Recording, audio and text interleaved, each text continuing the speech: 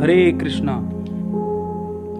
मनुष्य जीवन का परम चरम लक्ष्य क्या होना चाहिए?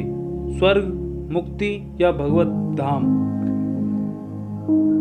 मनुष्य जीवन का परम चरम लक्ष्य है अपने हृदय में श्री कृष्ण का शुद्ध प्रेम संपूर्णतया जागृत करना, अर्थात अपनी चेतना को कृष्ण चेतना तक ऊपर उठाना और भगवत धाम वापस लौटना।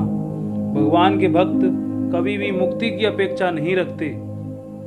सालोक्य साष्टि सामीप्य सारूप्यकत्वम् अप्युत दीयमानं न गृहन्ति विना मत्सेवनं जना। शुद्ध भक्त सालोक्य, साष्टि, सामीप्य, सारूप्य या एकत्व में से किसी प्रकार का मोक्ष स्वीकार नहीं करते, भले ही ये भगवान द्वारा क्यों ना दिए जा रहे हों।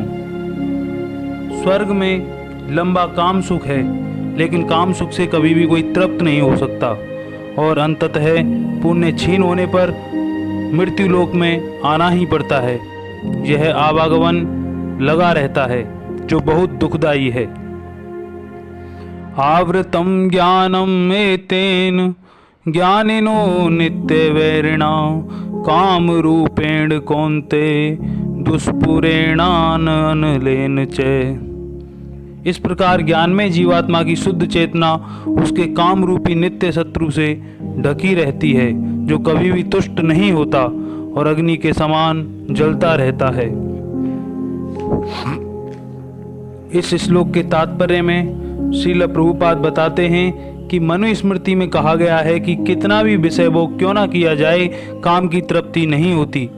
जिस प्रकार की निरंतर ईंधन डालने से अग्नि कभी नहीं बुझती। भौतिक जगत में समस्त कार्यकलापों का केंद्र बिंदु काम सुख है, अतः इस जगत को विषयी जीवन की हथकड़ियाँ कहा गया है।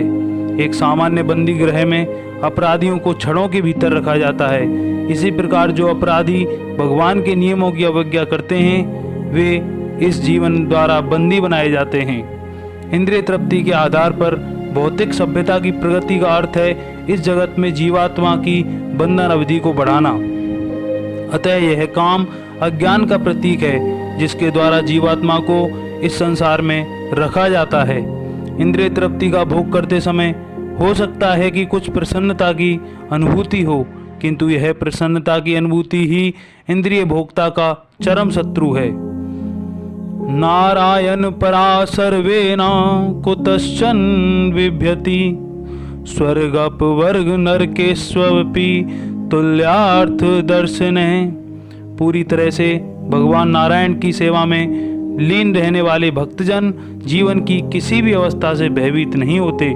उनके लिए स्वर्ग, मुक्ति तथा नरक एक समान हैं, क्योंकि ऐसे भक्त ईश्वर की सेवा में ही रुचि रखते हैं।